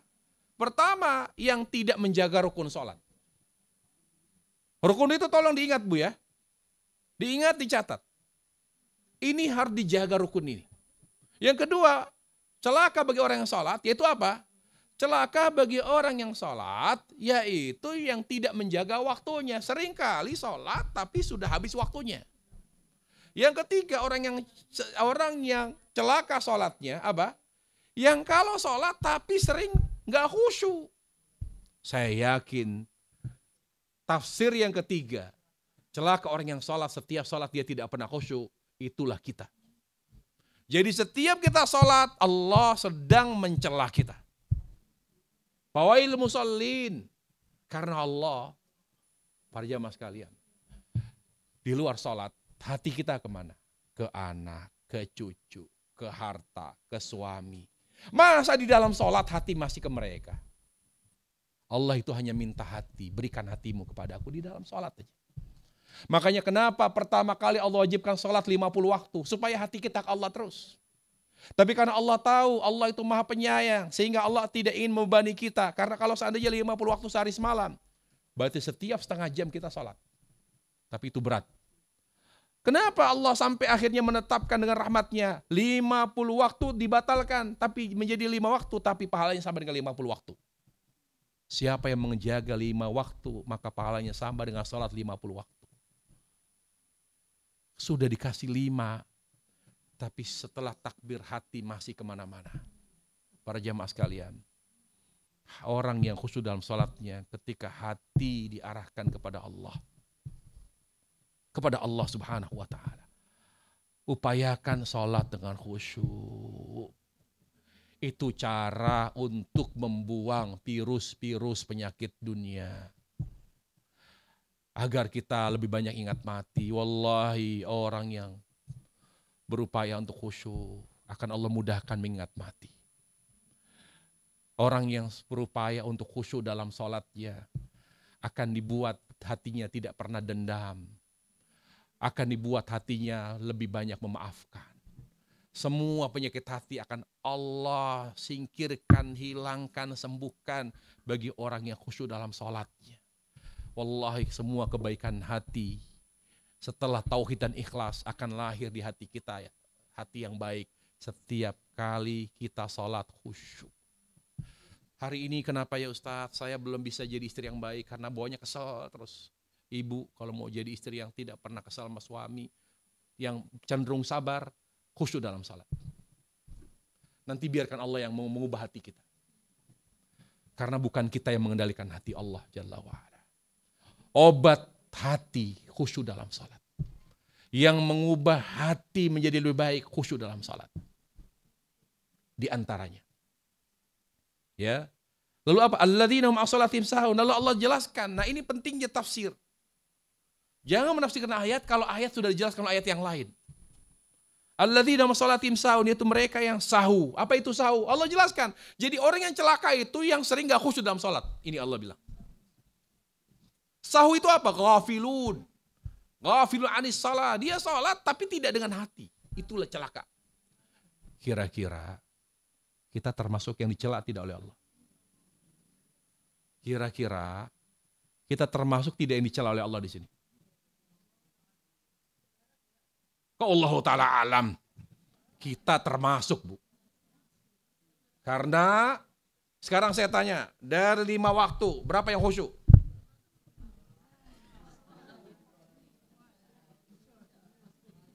Para jamaah sekalian, orang yang sholatnya khusyuk, wajahnya teduh. Ya, wajahnya itu bersinar, tenang bawaannya. Karena implikasi daripada atau pengaruh khusyuk itu kemana-mana. Ke hati yang tenang, perilaku menjadi lebih baik, akhlaknya baik. Karena kunci kebaikan amal adalah sholat yang khusyuk. Nah, di sini Allah jelaskan. Tidak perlu lagi ditafsirkan yang lain-lain. Mereka yang celaka, orang yang sholat yang celaka, adalah mereka yang setiap kali sholat tidak pernah khusyuk. Alladzina hum 'an shalatihim sahun. Yang sholatnya tidak dengan hatinya.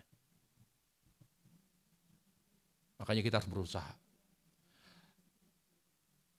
Berusaha untuk ya Allah hadirkan khusyuk dalam salat. Kalau di saat sholat kita banyak mengingat urusan dunia, segera bertaut kepada Allah. Lagi sholat mikirin anak misalnya. A'udzubillahi minasyaitonir rajim. Bertaut itu cara menangkal ketidakkhusyuan dalam salat. Ada pikiran apapun, mikirin urusan ini itu, bertaut kepada Allah. A'udzubillahi minasyaitonir rajim. Ditiup sedikit ludah ke kiri. Ke kiri. Dan jangan pakai ludahnya banyak-banyak, jangan. Tiup aja lebih banyak. Tuh, gitu. Ditiup sebelah kiri sambil bertaut. A'udzubillahi minasyaitonir rajim. Ya, kemudian apa lagi? Alladzina hum yura'un. Perhatikan, orang yang tidak pernah khusyuk dalam sholat atau jarang khusyuk, dia cenderung ria. Dia cenderung pamer. Makanya, kok ini orang suka hedon hidupnya, dia pamer. Pamer kekayaannya. Dia bisa beli tas mahal, tapi dia tidak pernah pakai tas mahal. Kita bisa tahu wanita itu berarti dia tidak pernah khusyuk dalam sholat. Bukan dia tidak mampu beli yang mahal, tapi dia tidak mau pamer. Dan juga tidak mau memperlihatkan kebaikan kepada orang lain. Dia cenderung menyembunyikan kebaikannya.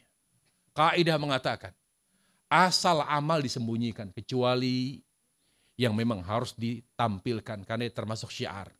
Misal pengajian, ini syiar. Jangan ada ibu-ibu gak pernah ngaji, kenapa? Saya takut kalau saya kelihatan orang pakai jilbab begini, takut dibilang gak ikhlas. Kalau yang sifatnya syiar, gak apa-apa kelihatan. Tapi kalau bisa disembunyikan, dirahasiakan, sedekah, baca Quran, baca pelan, na'udzubillahi minasyaitonir rajim. Kau usah, Bismillahirrahmanirrahim, supaya orang dengar. Selama bisa disembunyikan, sembunyikan. Karena kita beramal untuk Allah, karena Allah, bukan karena manusia. Lihat korelasi hubungan antara tidak khusyuk dengan ria. Orang yang sering khusyuk atau sering tidak khusyuk dalam sholat, maka dampaknya dia jarang sekali ikhlas. Dia sering memperlihatkan kebaikannya. Dia sering menceritakan kebaikannya. Dia sering orang yang tidak khusyuk dalam sholatnya sering mengungkit-ungkit kebaikan. Bisa kita tahu. Ciri-cirinya apa orang yang tidak khusyuk dalam sholatnya? Suka memamerkan kebaikan, suka menceritakan kebaikan, suka mengungkit-ungkit kebaikan. Berarti kita jarang khusyuk. Coba perhatikan ya. Coba renungkan diri kita berjamaah. Oh iya, saya sering kali ngungkit-ungkit. Kamu tuh mau punya apa, Bang? Kamu punya apa, Bang, dulu? Kamu gak berumah tangga sama saya, gak punya apa-apa kamu. Astagfirullahaladzim. Pembantu, orang-orang tua, orang-orang susah dari saudara. Kamu jangan macem-macem. Dulu kamu gimana hidupnya? Ha? Sekarang udah bagus loh. Siapa yang bantu kamu? Orang ikhlas. Orang yang ikhlas itu dia lebih banyak mengingat keburukannya daripada kebaikannya. Dia tidak pernah ingat kebaikan. Dia cenderung melupakan kebaikan, itu orang ikhlas. Dia lebih sering mengingat aibnya dan kekurangannya, itu orang ikhlas. Jangan pernah ngungkit. Seandainya mereka misalnya kurang pandai membalas budi, udah tahan, jangan.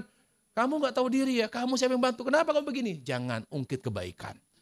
Jangan suka memperlihatkan kebaikan. Dan jangan suka menceritakan kebaikan. 3 ini tidak akan pernah bisa kita hindari. Memperlihatkan kebaikan, menceritakan kebaikan, menghitung kebaikan. Kalau sholat kita tidak khusyuk. Makanya atasi penyakit ria, sum'ah, mengungkit kebaikan dengan berupaya untuk khusyuk dalam sholat. Wa yamna'unal ma'un, dan ciri orang yang tidak pernah rindu Allah dan tidak pernah rindu akhirat. Mungkin dia bahasanya, saya percaya akhirat kok, tapi amalannya mendustakan akhirat. Apa itu? Wa yamna'al ma'un. Apa al-ma'un? Al-ma'un itu, ya, perhatikan, adalah ma yajibu badlu, yang perlu diberikan ke orang. Itu ma'un. Ada yang sifatnya wajib, ada yang sifatnya dianjurkan. Yang perlu diberikan kepada orang lain. Contoh, ada orang sakit. Misalnya nih, sakit. Dia udah parah. Sementara kita kerja di rumah sakit. Kita tidak terima dia sampai kita nunggu. Siapa yang jamin? Sampai dia meninggal. Dosanya. Wa yamna'ul ma'un. Harus ditolong dulu. Tolong dulu baru bicara siapa yang menanggung. Apakah dia ikut BPJS atau tidak. Tolong dulu. Yang harus berikan untuk menolong. Contoh lain. Ada orang tidak punya obat atau tidak punya uang untuk berobat. Dia di rumah, dia tahan sakit. Kita punya uang. Terus dia minjem. Enggak, maaf, saya nggak bisa pinjam. Padahal hanya kita doang bisa minjam uang. Lalu kita tahan, ternyata dia meninggal, maka kita termasuk wa yamna'un ma'un. Wa yamna'unal ma'un. Karena ma'un itu sesuatu yang wajib diberikan kepada orang. Ada orang kehausan, mau mati. Dia minta, tolong berikan saya air. Tidak kita kasih. Kita termasuk wa yamna'unal ma'un. Lalu dia meninggal dunia karena kita. Jadi kalau ada orang binasa, ada orang wafat karena kelalaian kita, kesalahan kita, kita termasuk wa yamna'unal ma'un. Sama di jalan. Ketika ada orang tertabrak, nggak ada yang nolong, kita diem. Padahal kita bisa nolong. Kita diam. Kalau kita tidak ngerti bagaimana takutnya, ya misalnya mengangkat ada orang kecelakaan, dia bisa ditolong, bisa segera diatasin. Tapi kita tidak bergerak, tidak melakukan sesuatu, membuat dia meninggal, kita termasuk wa yamna'unal ma'un. Begitu para jamaah yang dimiliki Allah Subhanahu wa taala. Kalau memang di saat itu yang bisa menentukan keselamatannya kita, tapi kita tidak berbuat sama sekali, maka kita termasuk yang Allah cela wa yamna'unal ma'un. Ada misalnya anak, dikatakan oleh dokter, saudara kita misalnya. Kata dokter, dia tidak berobat, ini anak harus segera dioperasi karena ada kelainan jantung. Kalau tidak dia meninggal. Lalu datang saudara kita ke rumah. Bu, minjam uang. Kami nggak ada uang buat operasi. Karena kami dari awal tidak BPJS. Mungkin insya Allah berikutnya kami pinjam. Kami akan ikut BPJS. Tapi sekarang pinjam dulu. Berapa? Ya 20 juta. Aduh maaf nggak bisa. Padahal ada. Meninggal. Wa yamna'unal ma'un. Wallahi kita sering baca ayat ini. Tapi ayat ini yang mencela kita. Mencela kita para jamaah. Sesuatu yang mengancam jiwa. Pada saat itu hanya kita yang bisa mengatasinya. Tapi kita tidak melakukan sama sekali. Kita termasuk wa yamna'unal ma'un. Yang kedua maknanya adalah sesuatu yang sepantasnya diberikan. Kalau diberikan lebih baik, tidak pun tidak apa-apa. Di mana tidak berdosa kalau kita tidak berikan. Ya. Apa itu misalnya? Hutang. Ketika dia tidak diberi, nggak apa-apa, diberi pun tidak ada masalah. Kita lihat, maaf saya nggak bisa beri dulu. Jadi sifatnya yang apa? Yang tidak mengancam keselamatan, ya. Atau misalnya dia memang sering berhutang, dia susah tapi sering berhutang dan sering kali hutangnya tidak cepat dibayar, numpuk hutangnya, tapi dia ngutang lagi. Salah nggak kita? Termasuk wa yamna'un ma'un atau tidak? Kalau kita tidak memberi, tidak. Tidak. Begitu. Ya.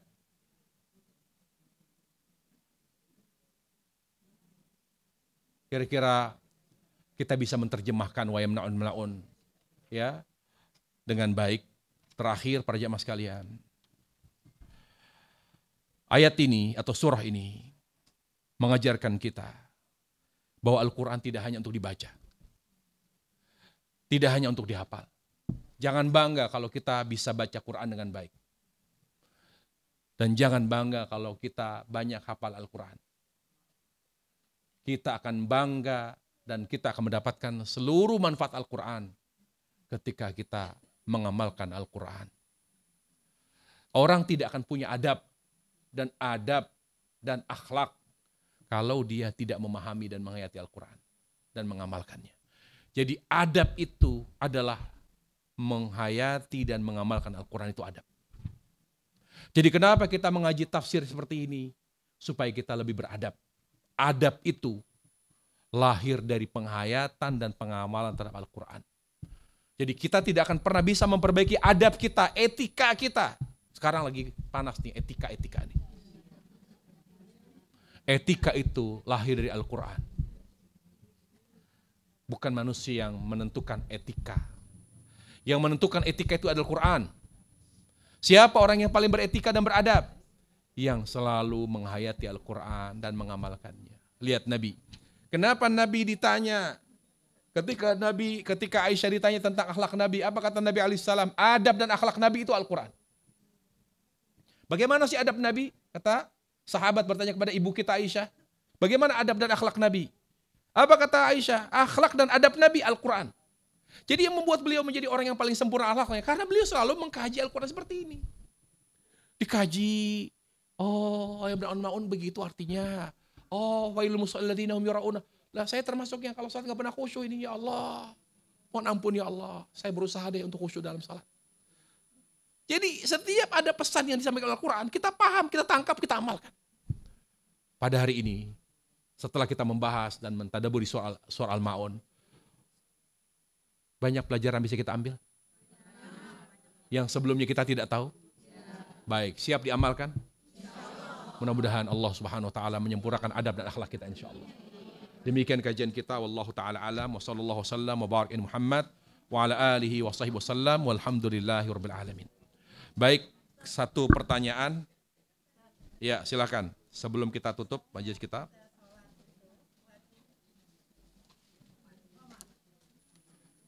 Bukan wajib, sunnah, disunnahkan qomat.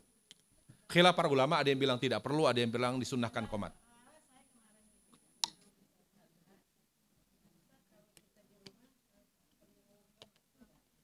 Qomat. Saya meneliti tentang sifat sholat, Ibu. Dan pembahasan itu, jadi gini, Ibu, alangkah baiknya mendengar ustadz atau siapapun yang meneliti kasus itu. Karena peneliti lebih dalam dia. Kalau pengetahuannya umum, mungkin akhirnya dia tidak tahu. Misalnya saya ditanya waris, bentar-bentar, saya nggak meneliti tentang waris. Jadi wajar kalau misalnya jawaban saya tentang waris salah. Pada kasus yang khusus. Tapi kalau dia meneliti, Ibu pegang yang meneliti. Kebetulan pada saat ini saya meneliti tentang sifat sholat Nabi. Pada saat saya menulis buku ensiklopedi doa, dzikir, amal sehari semalam. Di situ saya teliti, ternyata di antara khilaf para ulama tentang iqamah, maka yang sahih wanita atau laki-laki, terutama perempuan yang sholat di rumah, sebelum sholat qomat. Sebelum sholat wajib. Walaupun sendiri. Qomat. Dohor qomat, nanti asar qomat. Sholat sunnah nggak boleh qomat itu.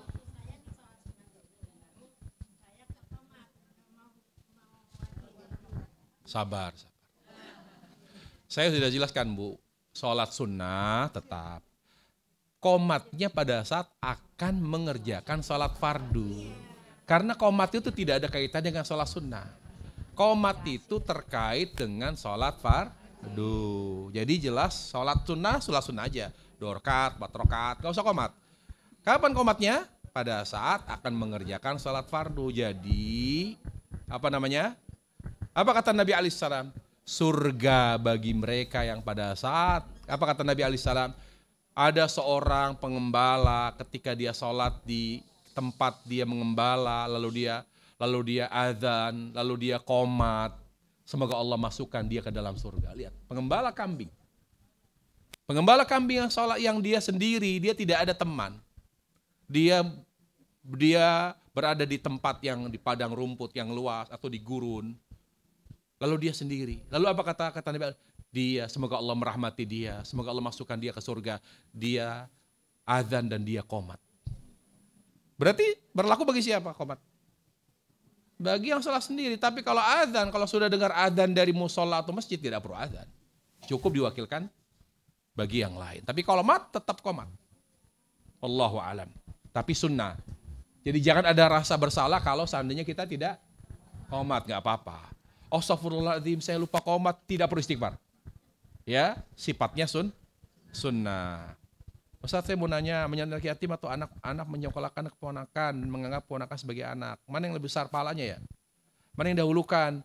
Nah, kalau memang kita punya keterbatasan dana, maka dahulukan keluarga. Karena kata Nabi alaihissalam, idfa biman ta'ul, mulai dari keluargamu. Jadi kalau kita misalnya menyekolahkan, membiayai sekolah, pendidikan keponakan yang tidak mampu dibanding menyantuni anak yatim yang tidak punya hubungan famili, maka lebih besar pahalanya membiayai sekolah, pendidikan keponakan. Kalau ada lebih baru kita santuni anak yatim. Assalamualaikum warahmatullahi wabarakatuh. Waalaikumsalam. Ustaz, saya punya tetangga, dia pun anak yatim piatu.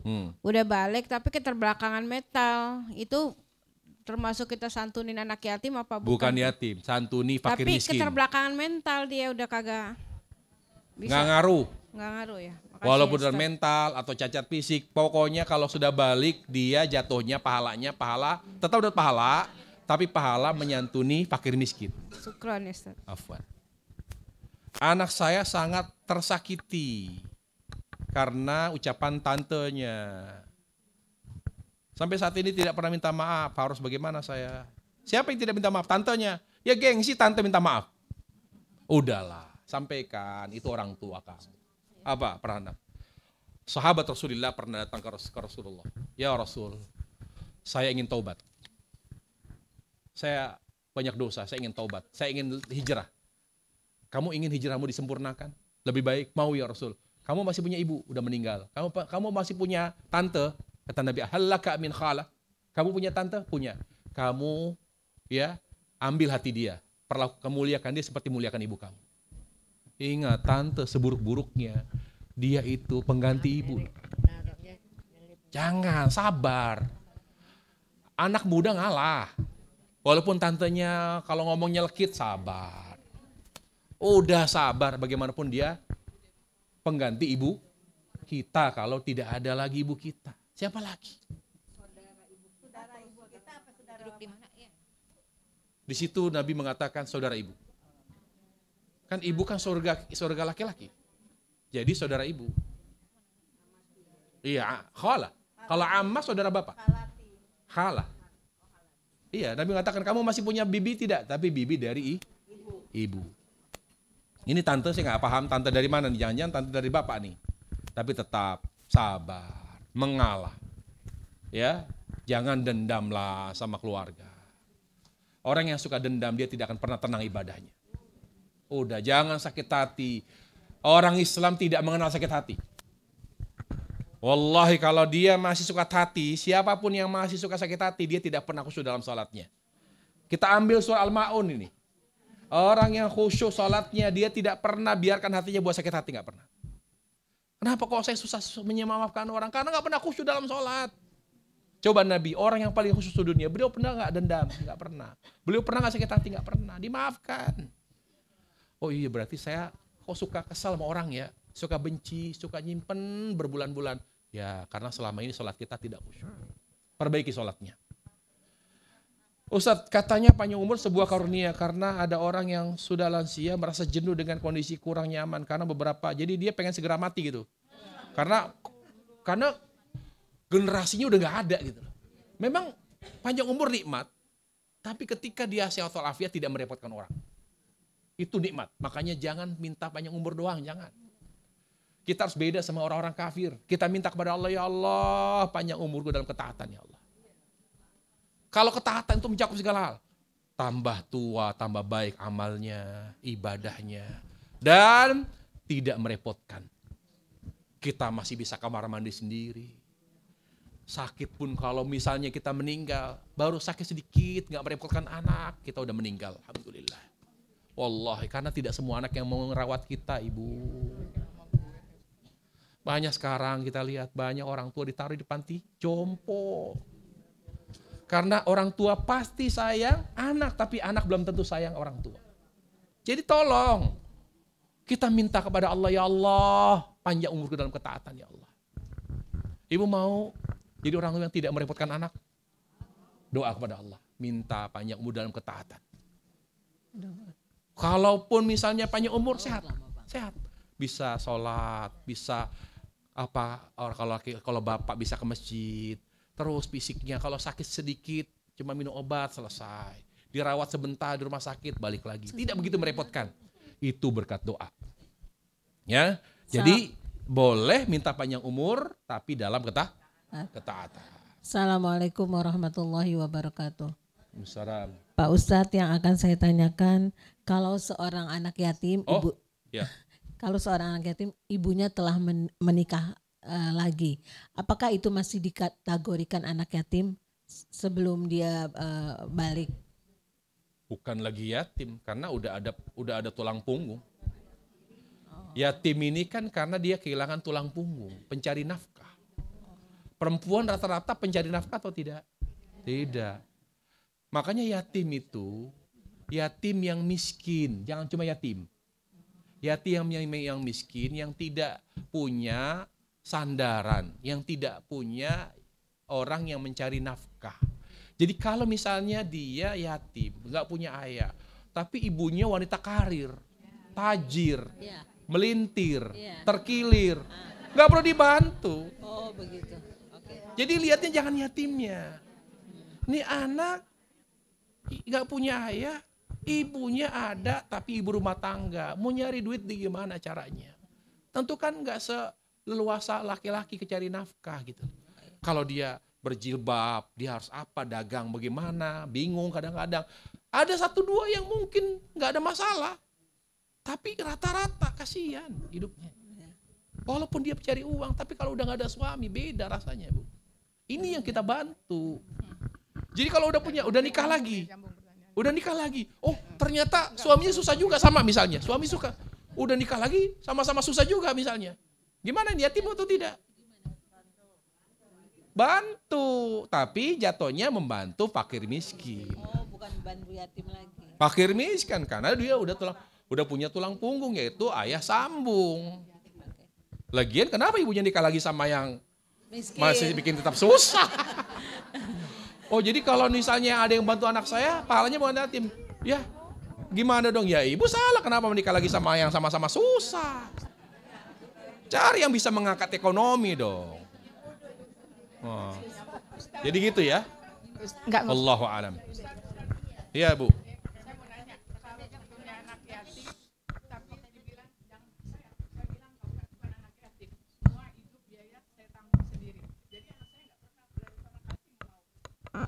Gimana?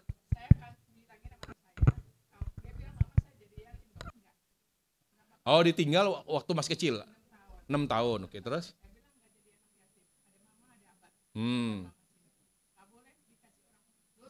Enggak mampu. Yang dosa itu kalau selain orang tuanya, ibunya, saudaranya mampu. Sementara ibunya ini susah.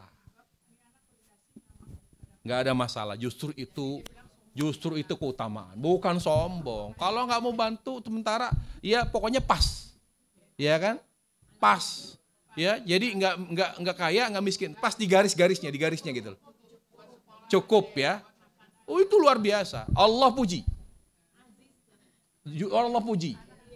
Gitu. Ya sabuhul jahiluna aghniyah. Ada orang yang hidupnya pas-pasan, tapi tidak pernah ada yang tahu kalau dia susah. Allah puji justru. Itu luar biasa. Luar biasa insya Allah. Gitu ya. Baik, ini sudah ya. Semua pertanyaan saya jawab ya. Iya.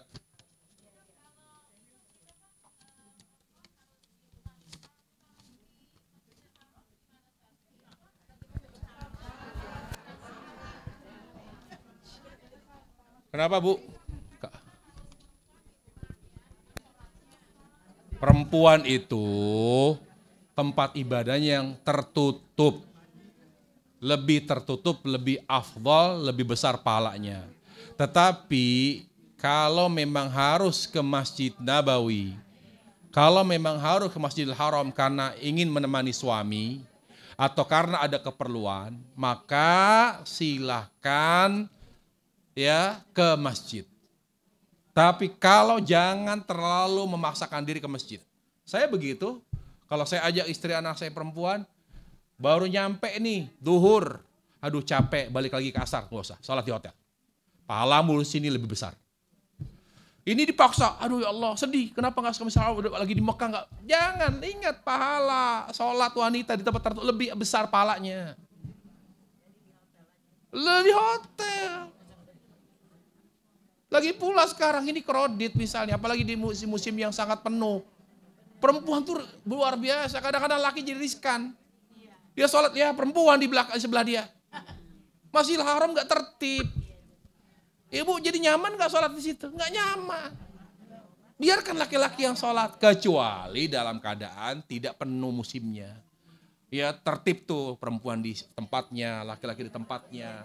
Tapi kalau kredit dalam keadaan penuh musimnya, pertengahan akhir Ramadan, di akhir tahun, tolong upayakan. Jangan dipaksakan untuk selalu ke Masjidil Haram, Masjid Nabawi. Penuh. Kalau Masjid Nabawi lebih tertib. Tapi kalau bukan hanya tempat, tapi masalah fisik. Capek banget, aduh pegel, baru nyampe hotel, baru rebahan, udah adzan lagi. Jangan maksakan, sholat di hotel. Dia masih lebih afdol. Ya, baik. Sesaat saya ada seorang ibu yang sudah tua, dia ingin memberikan uang kepada anak saya, teman-temannya, uangnya sangat banyak. Wow, luar biasa. Diterima atau tidak? Terima. Ada seorang ibu yang sudah tua, dia ingin memberikan uang kepada anak saya. Boleh, terima. Memang kalau begitu hina gitu. Nggak apa-apa, anak kita dikasih uang, terima. Tapi jangan belajar untuk minta-minta loh, kan dikasih. Anak kita nggak minta-minta. Kalau ada seorang ibu yang kaya, janda misalnya kaya, dia suka berbagi anak-anak di sekitar rumahnya, nggak ada masalah. Ya, saya takut tambah atau apa? Terima kasih banyak. Saya takut apa? Tambah atau? Nggak ada masalah. Nggak ada masalah insya Allah. Ustaz, bagaimana kalau istri baik dalam tutur kata, dapat menjaga lisannya, tapi suaminya selalu bertutur kata kasar? Sabar. Sabar. Ingat, ketenangan dimulai dari wanita. Ketenangan rumah tangga. Sekarang saya tanya, Asia, rumah tangganya tenang atau tidak? Teduh jiwa beliau. Setiap hari dapat caci maki ibu dari Firaun. Caci maki, tamparan, KDRT, tapi dia tetap tenang. Dari mana tahu tenang? Setiap dia, fisiknya mungkin luka, tapi hatinya doa. Tenang dia. Ya Allah, siapkan istana di surga di sisimu ya Allah. Tenang dia. Jadi setiap kamu ini perempuan doa lagi. Bahkan di depan suami bu, lagi dimarah, dimaki-maki. Lama-lama. Awal, yakin saya awalnya marah, tapi lama-lama malu dia. Wallah, kenapa? Jadi jangan balas. Saya capek dimarahin terus, gak usah. Doa, ya Allah. Angkat suaranya, ya Allah berikan saya suami yang soleh. Dimarahin bertahun-tahun gak rubah-rubah, ya Allah tolong gantikan suami baru gitu. Di depan suami begitu mintanya. Wah suami jadi tambah bu ya. Tapi enggak, doa aja, doa yang banyak, doa yang banyak. 14 coba deh, karena saya baca catatan. Salam bukan, salam pertama wajib, salam kedua sunnah. Kalau tidak disebut tadi berarti sifatnya wajib atau sunnah. Kan tadi saya bilang, disebutkan tadi? 14. Nggak disebutkan, berarti bukan rukun. Maaf, nggak ada siaran ulang.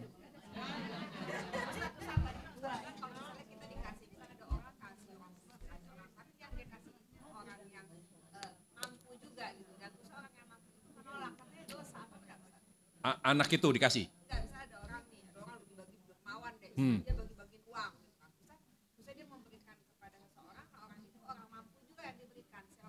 Terima aja dulu, nanti kasihkan ke yang lain yang lebih mampu. Tapi kalau misalnya si orang mampu itu menolak, apakah itu menjadi dosa? Lihat, kalau memang orang yang memberi itu tersinggung, terima. Kalau tidak, maaf, nggak apa-apa. Oh, yaudah, ngerti. Jadi lihat, ingat, menjaga perasaan saudara muslim itu ibadah. Dan, tolong terima, maaf saya nggak bisa, saya banyak duit. Jangan, jaga perasaan. Jadi jangan hanya menerima atau tidak, boleh atau tidak, saya mampu Ustaz, tapi juga jaga perasaan. Makanya apa kata Nabi alaihissalam? Kata Nabi alaihissalam, al-amir mutatawwi, orang yang menjalankan ibadah sunnah, perhatikan, harus menjaga perasaan. Ketika kita sedang puasa sunnah, lalu kita diundang makan atau ditraktir makan, sementara yang menraktir betul-betul meluangkan waktu mengkhususkan undangannya untuk kita. Setelah kita datang, maaf saya puasa. Jangan puasa, batalkan. Karena kata Nabi alaihissalam, orang yang menjalankan ibadah puasa sunnah yang menentukan lanjut atau tidak dia. Yang kedua, menjaga perasaan orang lain itu wajib. Ya jelas ya, jangan pikir, tapi sayang berarti saya nggak dapat pahala puasa dong. Kita mungkin tidak ada pahala, tapi dapat pahala lebih besar. Yaitu apa? Membahagiakan perasaan saudara kita. Subhanakallah bihamdik, syada an la ilaha illa anta, astaghfiruka wa atubu ilaik. Assalamualaikum warahmatullahi wabarakatuh.